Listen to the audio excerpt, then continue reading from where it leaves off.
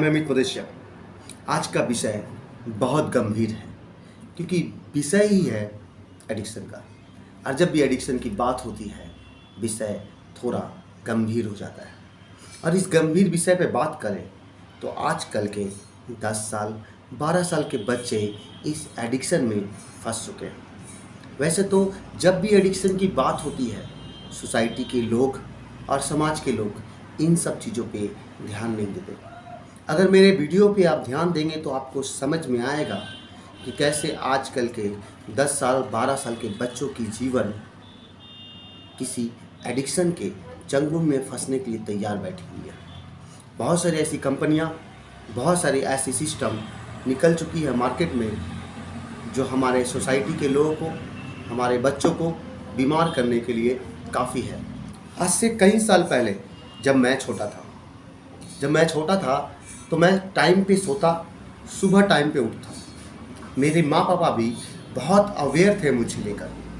लेकिन मुझे लगता है कि जैसे जैसे वक्त गुजर रहा है हमारे साथ साथ हमारी फैमिली भी थोड़ी अपडेट हो चुकी है। पहले हमारे माँ पापा, हमारे घर के लोग हमारे प्रति इतने सतर्क थे कि सुबह उठना है, क्या क्या करना है, उन सारी चीज़ों पे वो ध्यान रखते थे।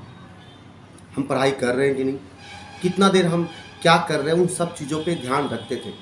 लेकिन आज के समय में जनरेशन इतना हाई हो चुका है कि हर किसी को लगता है कि बच्चे को ज़्यादा आज़ादी देनी अच्छी बात है। आज़ादी ज़रूरी है पर आज़ादी का गलत इस्तेमाल ना हो उस पर भी ध्यान देना तो हमारा ही काम है ना। परिवार के जो बड़े सदस्य हैं उनको ये समझना बहुत ज़रूरी है कि गेम का एडिक्शन हमारे जीवन में किस तरह से हमारे जीवन को बर्बाद करने के लिए काफ़ी है। मैं एडिक्शन की बात कर रहा हूँ और आज से कई साल पहले जब मैं छोटा था तो मैं रात में टाइम पे सोता था और सुबह टाइम पे उठता। उठने के बाद सुबह मैं मार्ट जिम में जाता, थोड़ा क्रिकेट खेलता, कुछ थोड़ा फुटबॉल खेलता, थोड़े दोस्तों के साथ गुल्ली डंडा और छोटी छोटी ऐसे गेम जो प्रैक्टिकल थी जिसको मैं अपनी शरीर के साथ करता। उससे मेरे शरीर को प्रॉफिट होता, मेरा शरीर फ़ायदेमंद होता, मेरा शरीर स्वस्थ होता। अगर मैं क्रिकेट खेलता तो मेरा बॉडी के लिए सही था। मैं सुबह उठ के मैदान में जाता, थोड़ा दौड़ता, उसके बाद क्रिकेट खेलता, थोड़ा फुटबॉल खेलता, थोड़े दोस्तों के साथ गुल्ली डंडा, थोड़ा बैडमिंटन खेलता। ये सारी चीज़ें प्रैक्टिकल थी। हमारा शरीर ज़्यादा स्वस्थ था, हमारा दिमाग भी बहुत शांत होता था क्योंकि हम प्रैक्टिकल चीज़ों के साथ जुड़ते थे। बहुत सारे दोस्त थे, मैदान में जाना, माँ बाप के साथ टाइम देना, अपने घर में कभी कभी लूडो खेलना और बहुत सारी चीज़ें गेम के साथ हम जुड़े हुए थे। लेकिन वो प्रैक्टिकल थी जो कि हमारे शरीर के लिए बहुत फ़ायदेमंद था। लेकिन आज इस न्यू जनरेशन के साथ जो मैं बोल रहा हूँ कि परिवार के लोग भी अपडेट हो चुके हैं। पहले मेरे मम्मी पापा मुझे सुबह उठाते थे ताकि मैं मैदान में जाऊँ और खेलूँ, लेकिन आजकल माँ पापा कुछ नहीं बोल पाते अपने बच्चों को क्योंकि उनको आज़ादी चाहिए।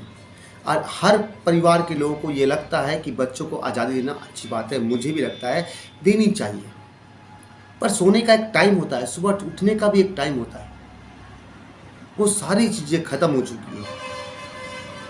एडिक्शन की दुनिया ने इस तरह से हमारे सोसाइटी के लोगों के दिमाग में किस तरह से बीमार करने के लिए काफ़ी हर उन चीज़ों को दे रही है जो हमारे इंसान के दिमाग को बीमार करने के लिए काफ़ी है। मैं अगर एडिक्शन की बात करूं तो जो मेरी नज़रों में सबसे खतरनाक एडिक्शन जो दिख रही है आजकल वो है पबजी, फ्री फायर। वैसे तो गेम खेलनी अच्छी बात है, लेकिन पबजी और फ्री फायर के वजह से हमने प्रैक्टिकल गेम से अपने आप को बहुत दूर कर लिया है, बहुत दूर। अब हम रात में अगर लेट से सोते हैं तो सुबह लेट से उठते हैं, और सुबह लेट से उठते हैं तो हमारा सारा काम लेट से होगा। ना हम सही से पढ़ाई कर पाएंगे, ना हम अपने दोस्तों को टाइम दे पाएंगे, ना हम अपने शरीर के प्रति ध्यान रख पाएंगे। लेकिन शरीर को भी हर उन चीज़ों की ज़रूरत पड़ती है जो सही होगा, जिससे शरीर को प्रॉफिट हो, जिससे शरीर को फ़ायदेमंद हो। लेकिन हम क्या करते हैं, हम सारा दिन फ्री फायर, पबजी, और हमारे घर के लोग शुरुआती दौर में हमें नहीं रोकते क्योंकि हमें आज़ादी चाहिए। और आहिस्ता आहिस्ता ये गेम, ये पबजी और ये फ्री फायर हमारे जीवन को अनमैनेजेबल करना स्टार्ट करती है। एक ऐसा वक्त आता है जब मैं पबजी और फ्री फायर के अंदर इतना अंदर डूब जाता हूँ जहाँ से बाहर निकलना बहुत मुश्किल होता है। पबजी फ्री फायर शुरुआती दौर पे तो एक गेम के नज़रिए से मैं देखता हूँ और खेलना स्टार्ट करता हूँ, और मेरे परिवार के लोग भी यही सोचते हैं कि नहीं, वो एक गेम है, खेलने दो। लेकिन वही गेम एक वक्त आता है जब एडिक्शन का जगह ले लेता है हमारे जीवन में, और मैं चाह कर भी उस एडिक्शन से बाहर नहीं निकल पाता। ऑब्सेशन बन जाता है। अगर मैं गेम नहीं खेल रहा तो मेरे दिमाग में गेम को लेकर ही सारी बातें चल रही हैं और मैं उसी के बारे में सोचे जा रहा हूँ। और एक बार खेलना स्टार्ट किया कि 1 घंटे खेलूँगा, वो 1 घंटे कब 4 घंटे 5 घंटे निकल जाती है पता नहीं चलता। किसी भी चीज़ का जीवन में या तो नकारात्मक प्रभाव है या तो सकारात्मक। जब मैं छोटा था और जब मैं प्रैक्टिकल गेम खेला करता था, उस समय हर वो चीज़ें, हर वो गेम मेरे जीवन में पॉजिटिव प्रभाव करती थी। मेरा शरीर स्वस्थ रहता था, मैं बहुत सारे दोस्तों के साथ रिलेशनशिप बना पाता था, उनसे मिल पाता, उनसे बात कर पाता। जब मैं मैदान में जाता, वहाँ पे बहुत सारे सीनियर सिटीजन होते जो मुझे योगा करवाते, जो मुझे जिम करवाते, जो मेरे शरीर के लिए सही हो सकता। वो सीनियर लोग, वो सीनियर सिटीजन जो मुझे सही गलत का फ़र्क उस मैदान के अंदर सिखा देता। मेरे पास वक्त थी समाज के साथ जुड़ने का, उनके साथ टाइम स्पेंड करने का। लेकिन जब से समाज अपडेट हो चुका है, दुनिया बहुत तेज़ी से निकल रही है, और जब से परिवार को ये लगने लगा है कि बच्चे को उसकी हालात पे छोड़ देनी चाहिए, उसे सेल्फ डिपेंडेंट होनी चाहिए, इस चक्कर में हम अपने बच्चे को एडिक्शन के साथ भी जोड़ रहे हैं। ये बात हम ध्यान नहीं दे पा रहे। मैं ये नहीं कहना चाहता कि आप अपने बच्चों को आज़ादी ना दें, लेकिन क्या आज़ादी अगर उसके जीवन में एडिक्शन को लेके आती है तो क्या वो सही है? नहीं है।